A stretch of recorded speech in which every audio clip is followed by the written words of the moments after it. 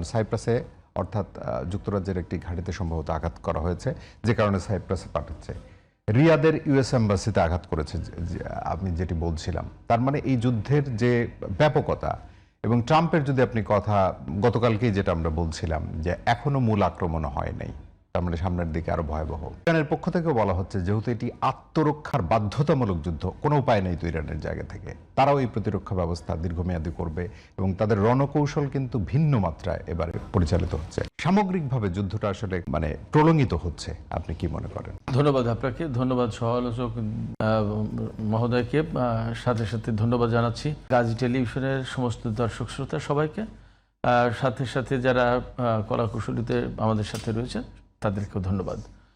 আপনি যে কথা বলছিলেন সে বিষয়ে যদি আমরা বলি তাহলে যুদ্ধটা আসলে প্রলম্বিত হওয়ার যথেষ্ট আশঙ্কা রয়েছে, সম্ভাবনা বলবো না, আশঙ্কা রয়েছে।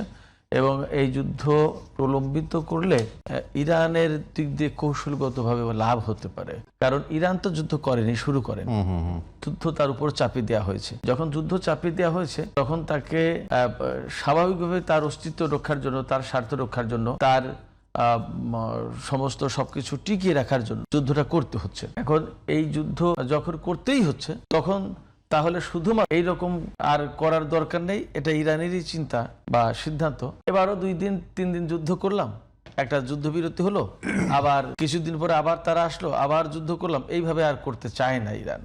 এবং ইরান যেহেতু আমরা সবাই জানি যে পারস্য সভ্যতা যেটা 3000 বছরের পুরনো এবং তাদের একটা গ্লোরিয়াস হিস্ট্রি আছে এবং একটা আত্মসম্মান বোধ জাতি, একটা স্বাধীন সার্বভৌম দেশ হওয়ার পরে তার উপরে অন্য দেশ যখন নিষেধাজ্ঞা চাপিয়ে দিয়েছে, এটাকে ইরান আত্মসম্মানের ব্যাপার, অপমানের ব্যাপার মনে করে, যার কারণে ওই নিষেধাজ্ঞার কাছে নতি স্বীকার না করে, নত জানু না হয়ে নিজেরা নিজেদের মতো পথ চলার ব্যবস্থা করেছে।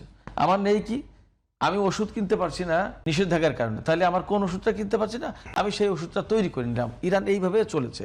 তার মানে যারা নিষেধাজ্ঞা দিচ্ছে, যারা চাপ সৃষ্টি করছে, যারা অপমান করার চেষ্টা করছে, যারা তাকে আটকে দেওয়ার চেষ্টা করছে, তার কাছে নত জানু না হয়ে, নতি স্বীকার না করে সে নিজের স্বাবলম্বী হওয়ার পথ খুঁজে নিচ্ছে।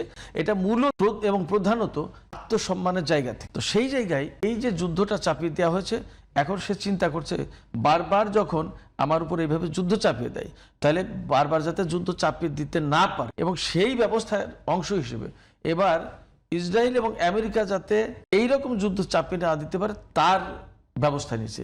সেই জন্য আঞ্চলিক যত মার্কিন সামরিক ঘাঁটি আছে প্রত্যেকটা ঘাঁটিতে আঘাত করেছে এবং সিভিয়ার আঘাত করার চেষ্টা করেছে, অলরেডি হয়েওছে। আমরা এরই মধ্যে গণমাধ্যম কল্যাণে জানি যে বাহরাইনে 5ম নৌ ঘাঁটি একেবারেই শেষ। কাতারে সেন্ট কমান্ডের যে হেডকোয়ার্টার আছে, আলুদেদ ঘাঁটি, যেটা মধ্যপ্রাচ্যের সবচেয়ে বড় মার্কিন এয়ারবেস, সেটা ধ্বংস করে দিয়েছে মোটামুটি ভাবে, আমরা খবর পাচ্ছি। যা সৌদি আরবে আরামকোর, এর ভিতরে আরামকোর ব্যাপারটা ভিন্ন। কুয়েত, সৌদি আরব এবং সংযুক্ত আরব আমিরাতে মার্কিন দূতাবাসে হামলা হয়েছে। তার মানে দাঁড়াচ্ছে যে এখান থেকে শুধুমাত্র সামরিক স্থাপনায় হামলা না, মার্কিন যত স্বার্থ আছে তার প্রত্যেকটি বৈধ টার্গেট। সেই হিসেবে ইরান সেইভাবেই মোকাবেলা করে যাচ্ছে এবং পাল্টা হামলা চালাচ্ছে, এবং যাতে আমেরিকা এবং ইসরায়েল এই ধরনের করতে না পারে মধ্যপ্রাচ্যে এসে 2 দিন অন্তর অন্তর, সেইভাবেই ব্যবস্থা নিচ্ছে।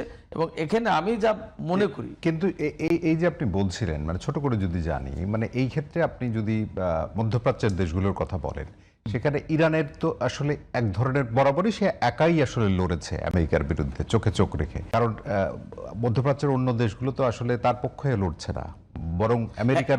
এই জায়গাটা বলতে চাইছিলাম আমি, এখানে আসছে। এখানে মজার ব্যাপার যেটা খেয়াল করুন, মার্কিন স্বার্থ আছে, ধরুন দূতাবাস, এই দূতাবাস তো